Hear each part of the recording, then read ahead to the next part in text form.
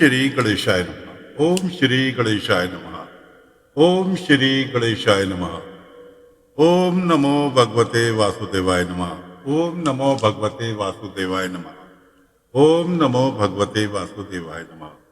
ओम श्री साईनाथाय नमः। ओम श्री साईनाथाय नमः। देवियों, सज्जनों, दोस्तों, साथियों, भक्तों, सभी को नमस्कार। कथा प्रारंभ करते हैं। आज आपको सुनाने जा रहे हैं श्रीमद् भागवत महापुराण का स्कंद 3 का 25वां अध्याय। अगर आप निरंतर ब्रह्मवाइज कथा का श्रवण कर रहे हैं तो आपको किसी भी तरीके का परिचय देने की आवश्यकता नहीं है। आज देवहूति का प्रश्न तथा भगवान कपिल द्वारा भक्ति योग की महिमा का वर्णन। देवहूति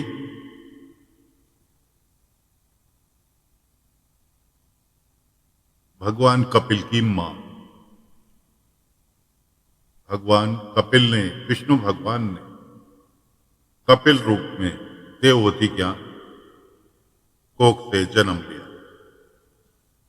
कथा प्रारंभ करते हैं। शौनक जी ने पूछा, सूत जी, तत्वों की संख्या करने वाले भगवान कपिल साक्षात अजन्मा नारायण होकर भी लोगों को आत्मज्ञान उपदेश करने के लिए अपनी माया से उत्पन्न हुए थे।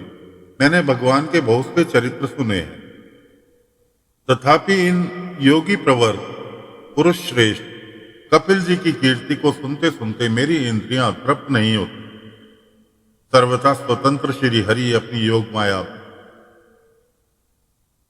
द्वारा भक्तों की इच्छा के अनुसार शरीर धारण करके जो जो लीलाएं करते हैं वे सभी कीर्तन करने योग्य हैं। अतः आप मुझे वे सभी सुनाइए, मुझे उन्हें सुनने में बड़ी श्रद्धा है। सूत जी कहते हैं, मुनि, आपने ही भांति जब विदुर ने भी यह आत्मज्ञान विषय प्रश्न किया तो श्री व्यास जी के सखा भगवान मैत्रेय जी प्रसन्न होकर इस प्रकार कहने लगे। मैत्रेय जी ने कहा, विदुर जी पिता के वन में चले जाने पर भगवान कपिल जी माता का प्रिय करने की इच्छा से उस बिंदुसर तीर्थ में रहने लगे। एक दिन तत्व समूह के पारदर्शी भगवान कपिल कर्म कला से विरत हो आसन पर विराजमान थे। उस समय ब्रह्मा जी के वचनों का स्मरण करके देवहूति ने उनसे कहा। देवहूति बोली, भुवन प्रभु, इन दुष्ट इंद्रियों की विषय लालसा से मैं बहुत उब गई और अब इनकी इच्छा पूरी करते रहने से ही घोर अज्ञान अंधकार में पड़ी हुई हूँ। अब आपकी कृपा से मेरी जन्म परंपरा समाप्त हो चुकी है। इसी से इस दुरंतर अज्ञान अंधकार से पार लगाने के लिए सुंदर नेत्र रूप आप प्राप्त हुए हैं। आप संपूर्ण जीवों के स्वामी भगवान आदि पुरुष हैं तथा ज्ञान अंधकार से अंधे पुरुषों के लिए नेत्र स्वरूप सूर्य की भांति उदित हुए हैं। देव, इन देह गेह आदि में जो मेरेपन का दुराग्रह होता है वह भी आपका ही कराया हुआ है। अतः आप मेरे इस मनमोहक को दूर कीजिए। आप अपने भक्तों को संसार रूप वृक्ष के लिए कुठार के समान है। मैं प्रकृति और पुरुष का ज्ञान प्राप्त करने की इच्छा से आप शरणागत वत्सल की शरण में आई हूँ। आप भगवत धर्म जानने वालों में सर्वश्रेष्ठ हैं। मैं आपको प्रणाम करती हूँ। श्री मैत्रेय जी कहते हैं, इस प्रकार माता देवती ने अपनी जो अभिलाषा प्रकट की वह परम पवित्र और लोगों को मोक्ष मार्ग में अनुराग उत्पन्न करने वाली थी। उसे सुनकर आत्मज्ञ सत्य पुरुषों की गति श्री कपिल जी उनकी मन ही मन प्रशंसा करने लगे और फिर मृदु मुस्कान से सुशोभित मुखारविंद से इस प्रकार कहने लगे। भगवान कपिल ने कहा, माता, यह मेरा निश्चय है कि आत्मभक्त योग ही मनुष्यों को अत्याधुनिक कल्याण का मुख्य साधन है, जहां दुख और सुख की सर्वथा निवृत्ति हो जाती है।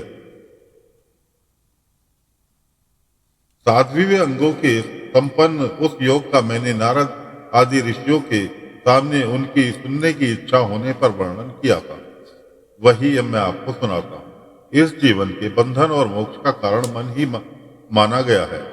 विषयों में आसक्त होने पर बंधन का हेतु होता है और परमात्मा में अनुरक्त होने पर वही मोक्ष का कारण बन जाता है। इस समय वह मन में और मेरे पन के कारण होने वाले काम लोभ आदि विकारों से मुक्त एवं शुद्ध हो जाता है। इस समय वह सुख दुख से छूटकर सम अवस्था में आ जाता है। तब जीव अपने ज्ञान वैराग्य और भक्ति युक्त हृदय से आत्मा को प्रकृति से परे एकमात्र भेद रहित स्वयं प्रकाश सूक्ष्म अखंड और उदासीन देखता है तथा प्रकृति को शक्तिहीन अनुभव करता है। योगियों के लिए भक्ति प्राप्ति के नियमित सर्वात्मा श्री हरि के प्राप्ति की हुई भक्ति के समान और मंगल में मार्ग नहीं है। विवेक की जन संग आसक्ति को ही आत्मा का अच्छे बंधन मानते हैं, किंतु वही संग या आसक्ति जब संतों महापुरुषों के प्रति हो जाती है तो मोक्ष का खुला द्वार बन जाती है। जो लोग सहनशील दयालु समस्त देवधारियों के अकारण हेतु किसी के प्रति भी शत्रु भाव न रखने वाले शांत सरल स्वभाव और सत्य पुरुषों का सम्मान करने वाले होते हैं, जो मुझ में अनन्य भाव से दृढ़ प्रेम करते हैं, वे मेरे लिए संपूर्ण कर्म तथा अपने सगे संबंधियों को भी त्याग देते हैं और मेरे परायण रहकर मेरी पवित्र कथाओं का श्रवण कीर्तन करते हैं तथा मुझ में ही चित्त लगाए रहते हैं। उन भक्तों को संसार के तरह तरह के ताप कोई नष्ट नहीं पहुंचाता। साध्वी ऐसे ऐसे सर्व संग परित्यागी महापुरुष ही साधु होते हैं। तुम्हें उन्हीं के संग की इच्छा करनी चाहिए, क्योंकि वे आसक्ति से उत्पन्न सभी दोषों को हर लेने वाले हैं। सत्पुरुषों के समागम से मेरे पराक्रम का यथार्थ ज्ञान कराने वाली तथा हृदय और कानों को प्रिय लगने वाली कथाएं होती है। उनका सेवन करने से शीघ्र ही मोक्ष मार्ग में श्रद्धा प्रेम और भक्ति का क्रमशः विकास होता है। फिर मेरी सृष्टि आदि लीलाओं का चिंतन करने से प्राप्त हुई भक्ति के द्वारा लौकिक एवं परलौकिक सुखों में वैराग्य हो जाने पर मनुष्य सावधान पूर्वक योग के भक्ति प्रधान सरल उपायों से सम्माहित होकर मनोनिग्रह के लिए यत्न करेगा। इस प्रकार प्रकृति के गुणों से उत्पन्न हुए शब्द आदि विषयों का त्याग करने से वैराग्य योग से और मेरे प्रति की हुई सुदृढ़ भक्ति से मनुष्य मुझ अपने अंतरात्मा को देह में ही प्राप्त कर लेता है। देवहूति ने कहा, भगवान आपकी समुचित भक्ति का स्वरूप क्या है और मेरी जैसी अबलाओं के लिए कैसी भक्ति ठीक है, जिसे मैं इस सहज में ही आपके निर्वाण पद को प्राप्त कर सकूं। निर्वाण स्वरूप प्रभु जिसके द्वारा तत्व ज्ञान होता है और जो लक्ष्य को भेदने वाले बाण के समान भगवान की प्राप्ति कराने वाला है, वह आपका कहा हुआ योग कैसा है और कितने अंग हैं।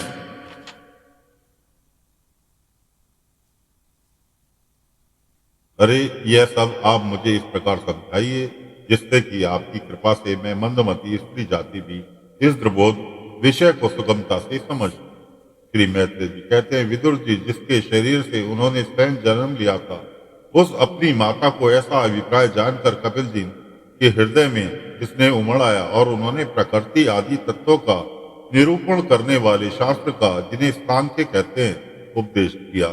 साथ ही भक्ति विस्तार और योग का भी वर्णन किया। श्री भगवान ने कहा, माता जिसका चित्त एकमात्र भगवान में ही लग गया है, ऐसे मनुष्य की वेद विहित कर्मों में लगी हुई तथा विश्वों का ज्ञान कराने वाली इंद्रियों की जो तत्व मूर्ति श्री हरि के प्रति स्वाभिवयी की प्रवृत्ति है, वही भगवान की आहुति की भक्ति है। यह मुक्ति से भी बढ़कर है, क्योंकि जठराल नल जिस प्रकार खाए हुए अन्न को पचाता है, उसी प्रकार यह भी कर्म संस्कारों के भंडार स्वरूप लिंग शरीर को तत्काल भस्म कर देती है। मेरी चरण सेवा में प्रति रखने वाले और मेरी ही प्रसन्नता के लिए समस्त कार्य करने वाले कितने ही बड़भागी भक्त जो एक दूसरे से मिलकर प्रेम पूर्वक मेरे ही पराक्रमों की चर्चा किया करते हैं, मेरे साथ एक ही भाव की इच्छा नहीं करते। माँ वे साधुजन अरुण नयन एवं मनोहर मुखरविंद से युक्त मेरे परम सुंदर और वरदायक दिव्य रूपों की झांकी करते हैं और उनके साथ प्रेम संभाषण भी करते हैं, जिनके लिए बड़े बड़े तपस्वी भी दहलीत रहते हैं। दयनीय अंग प्रत्यंग उदार हास विलास मनोहर चितवन और समधुर वाणी से युक्त मेरे उन रूपों की माधुरी में उनका मन और इंद्रियां फंस जाती हैं। ऐसी मेरी भक्ति न चाहने पर भी उन्हें परम पद की प्राप्ति करा देती है। अविद्या की निर्वृत्ति हो जाने पर यद्यपि वे मुझ मायापति के सत्यादि लोकों को भोग संपत्ति भक्ति की प्रवृत्ति के पश्चात स्वयं प्राप्त होने वाली अष्ट सिद्धियां अथवा वैकुंठ लोक के भगवदीय ऐश्वर्य भी इच्छा नहीं करते, तथापि मेरे धाम में पहुंचने पर उन्हें ये सब विभूतियां स्वयं ही प्राप्त हो जाती हैं, जिनका एकमात्र मैं ही प्रिय आत्मा पुत्र मित्र गुरु सहद और इष्टदेव। वे मेरे ही आश्रय में रहने वाले भक्तजन शांति में वैकुंठ धाम में पहुंचकर किसी प्रकार की भी इन दिव्य भोगों से रहित नहीं होते और न उन्हें मेरा कालचक्र ही ग्रस्त सकता है। माताजी, जो लोग इन्हें लोक परलोक और इन दोनों लोकों में साथ जाने वाले वासना में लिंग देह को तथा शरीर से संबंध रखने वाले जो धन पशु एवं ग्रह आदि पदार्थ हैं, उन सबको और अन्याय संग्रह को भी छोड़कर अनन्य भक्ति से सब प्रकार मेरा ही भजन करते हैं, उन्हें मैं व्रतु रूप संसार सागर से पार कर देता हूँ। मैं साक्षात भगवान हूँ, प्रकृति और पुरुष का भी प्रभु हूँ और समस्त प्राणियों की आत्मा हूँ। मैं सिवा मेरे सिवा और किसी का आश्रय लेने से व्रतु रूप महाभय से छुटकारा नहीं मिल सकता। मेरे भय से यह वायु चलती है, मेरे भय से सूर्य तपता है, मेरे भय से इंद्र वर्षा करता है और अग्नि जलाती है, तथा मेरे ही भय से व्रतु अपने कार्य में प्रवृत्त होता है। योगी जन ज्ञान वैराग्य योग भक्ति योग के द्वारा शांति प्राप्त करने के लिए मेरे निर्भय चरण कमलों का आश्रय लेते हैं। संसार में मनुष्य के लिए सबसे बड़ी कल्याण प्राप्ति यही है कि उसका चित्त तीव्र भक्ति योग द्वारा मुझ में लगाकर स्थिर हो जाए। ओम नमो नारायण, ओम नमो नारायण, ओम नमो नारायण, ओम नमो भगवते वासुदेवाय नमः, ओम नमो भगवते वासुदेवाय नमः, ओम नमो भगवते वासुदेवाय नमः। तो साथियों, फिलहाल ये 25वां अध्याय यहाँ पर समाप्त होता है। कल फिर नए अध्याय के साथ हाजिर होंगे। आज्ञा चाहते हैं। ओम श्री साईनाथाय नमः, ओम श्री साईनाथाय नमः, ओम श्री साईनाथाय नमः।